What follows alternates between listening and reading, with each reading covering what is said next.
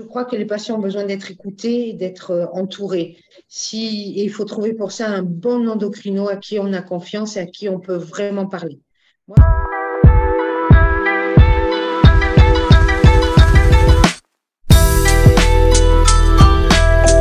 je m'appelle Rachel, j'ai 58 ans. Je souffre d'une maladie de base d'eau qui est une maladie auto-immune de la thyroïde.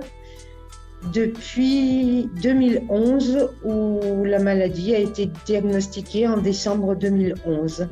Donc, depuis 2011, je suis gênée surtout par l'exophthalmie qui a été engendrée par cette maladie et je souffre beaucoup des yeux.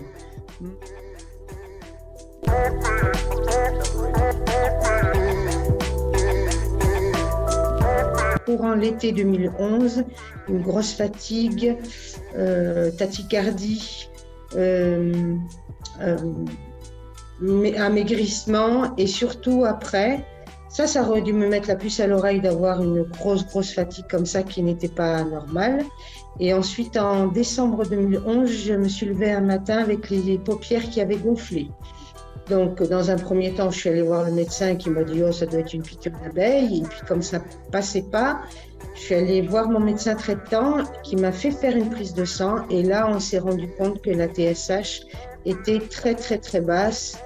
La normalité, c'est 0,245 à 0,350, je crois. Et moi, j'étais à 0,005. Là, le médecin m'a dit, je pense que vous souffrez de la maladie de base d'eau. J'ai souffert aussi du symptôme des pieds éléphantesques, puisque j'ai mes pieds qui ont grossi des orteils jusqu'à mi-tibia, les chevilles gonflées, et j'ai surtout fait au niveau des gros orteils des ongles incarnés, puisque j'étais toute gonflée. Donc là aussi, j'ai souffert un peu des ongles incarnés. Et là, j'ai été suivie, le podologue, j'allais le voir en gros tous les 3 mois pour qu'il me dégage les ongles incarnés.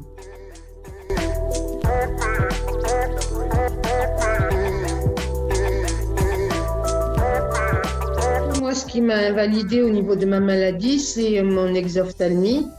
J'ai eu les yeux qui ont gonflé, les yeux qui sont sortis des orbites. Et c'est surtout ce qui me reste vraiment comme symptôme handicapant en ce moment. J'ai perdu de toute façon tout mon regard, je ne peux plus me maquiller. Ce qui m'invalide, c'est travailler vraiment sur l'ordinateur toute la journée, même si j'ai un écran de protection sur mon écran. En gros, comme je cligne pas des yeux, il faut que je pense à m'arrêter de regarder l'écran et à cligner des yeux plusieurs fois pour les réhydrater. Ça m'incommode beaucoup, le soleil. Le soleil m'incommode beaucoup, donc je sors toujours avec des lunettes de soleil. Et de temps en temps, la fatigue oculaire fait que j'ai des boules incandescentes devant les yeux. Et là, je ne vois plus rien du tout. Je suis obligée d'arrêter, de me reposer, d'essayer de fermer les yeux pour les soulager. Je pleure aussi beaucoup des yeux. Comme les yeux ne ferment pas la nuit, je suis obligée de dormir avec un masque parce que j'ai les yeux qui pleurent tout le temps, qui ne ferment pas, qui ne s'hydratent pas. Le plus gros handicap, c'est la nuit. Donc, je mets un masque de nuit dessus pour essayer que la paupière se ferme, pour essayer de fermer les yeux et qu'ils se réhydratent. C'est pas évident. Parce que de temps en temps, le masque dans la nuit, je l'enlève parce qu'il me gêne, ça me tient chaud. Mais si je ne le mets pas, j'ai les yeux qui pleurent toute la nuit. Et ça, c'est très handicapant.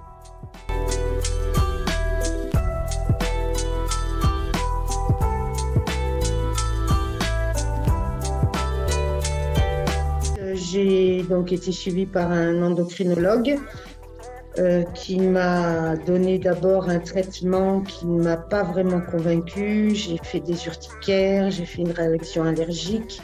On a changé beaucoup de traitements et à partir du moment où j'ai le goitre qui a commencé à sortir, on a commencé à parler d'opération complète. La thyroïde, je l'ai fait enlever totalement en 2013. Et à partir de là, il a fallu traiter avec le lévothyrox et trouver le bon dosage. Je vois mon chirurgien en général 1 fois par an. Quand je vais voir le chirurgien, je vais voir l'ophtalmo aussi qui travaille avec mon chirurgien pour suivre l'évolution surtout des yeux. J'ai suivi beaucoup d'opérations. La première pour essayer de faire rentrer les yeux dans les orbites. Donc là, ça a été une grosse opération. Et ensuite, de là, j'ai fait une rétractation des paupières. Donc j'avais encore les yeux qui étaient dehors. Une nouvelle opération, il m'a coupé les paupières puisque en fait, mes paupières ne marchent plus. Je ne cligne plus des yeux. J'ai été opérée une première fois des yeux parce que je louchais tout le temps. Une première opération, une deuxième opération, et là je repasse en opération encore le mois prochain pour essayer de remonter ma paupière inférieure pour que mes yeux ferment bien. J'ai une kératite, du coup comme j'ai les yeux qui ne ferment pas et qui ne clignent pas, surtout la nuit, j'ai une kératite qui s'est développée. Donc ça, il me suit la kératite, celui-là d'œil il ferme, celui-là il ferme pas. Donc celui-là, on va le réopérer pour que l'œil arrête de se désagréger, quoi, en fait, pour que la kératite n'augmente pas.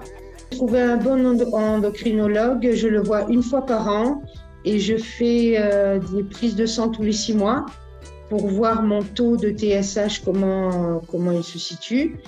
Et je lui communique les résultats et c'est là que le mois dernier il m'a dit on va augmenter un peu le dosage. Là j'ai changé de dosage il y a 1 mois et demi parce que je me sentais vraiment fatiguée.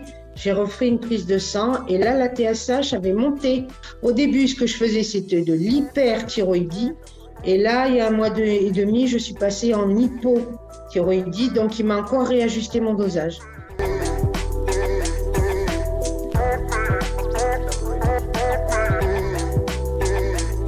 Non, j'ai lu beaucoup d'articles sur la maladie de Basedow, savoir justement c'était les mêmes manifestations que les miennes. J'ai trouvé juste de temps en temps quelques conseils pratiques pour aider les yeux à se réhydrater. Donc je mets du riz dans une chaussette que je fais chauffer au micro-ondes et que j'applique sur les yeux et ça fait un bien fou. C'est un truc tout bête, mais ça me fait un bien fou. Après, j'ai pas eu besoin de consulter. J'ai fait surtout un peu comme moi je le ressentais. Parce qu'un endocrinologue, c'est un petit peu pour moi comme un psy. Il faut qu'il sache écouter. Parce que la maladie de Basedow, c'est une maladie auto-immune. C'est suite à un choc ou plusieurs chocs émotionnels. Donc, je crois que les patients ont besoin d'être écoutés, d'être entourés. Et il faut trouver pour ça un bon endocrino à qui on a confiance et à qui on peut vraiment parler. Moi, j'en ai changé 5 fois d'endocrinologue. Et là, apparemment, celui-là, on se comprend. Donc, ça va. Et c'est rassurant de trouver un médecin qui comprend notre cas. Donc, après, moi, c'est je me suis écoutée, je me suis soignée, j'ai pris beaucoup de magnésium pour essayer de me remonter. Le magnésium m'a fait du bien. Il y a eu un souci aussi quant au niveau du Levothyrox, qu'ils ont changé de formule. Donc là, il a fallu s'adapter aussi. J'ai pas trop eu de contre-coup, si ce n'est des idées noires, mais ça, apparemment, c'était normal.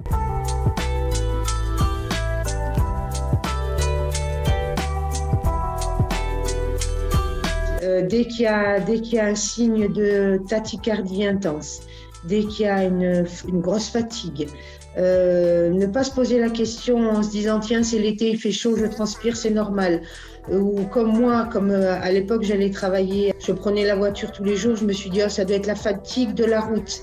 La tachycardie, le fait de maigrir, d'avoir toujours chaud, d'être fatigué et irritable, il faut, pour moi j'ai connu quelqu'un qui a fait une maladie de Basedow qui m'a demandé conseil. Je lui ai dit va consulter tout de suite un endocrino, fais tout de suite une prise de sang. Ça s'est avéré maladie de Basedow, en 6 mois elle était soignée, 6 mois, 1 an. Mais plus on prend tôt, moi si je m'étais écoutée, si j'avais fait la prise de sang tout de suite, je pense que la maladie de Basedow n'aurait pas dégénéré en exophthalmie et j'aurais peut-être pu éviter tout ça. Il faut savoir s'écouter. Dès qu'il y a un signe qu'on ne comprend pas, on se dit tiens c'est bizarre, il ne faut pas laisser passer. Mais surtout la tachycardie, grosse chaleur, grosse fatigue, et surtout maigrir et puis changement d'humeur, quoi. Être énervé tout le temps, de se dire mais qu'est-ce qui se passe? Pourquoi je suis énervé comme ça? Ne pas mettre le compte sur une fatigue occasionnelle.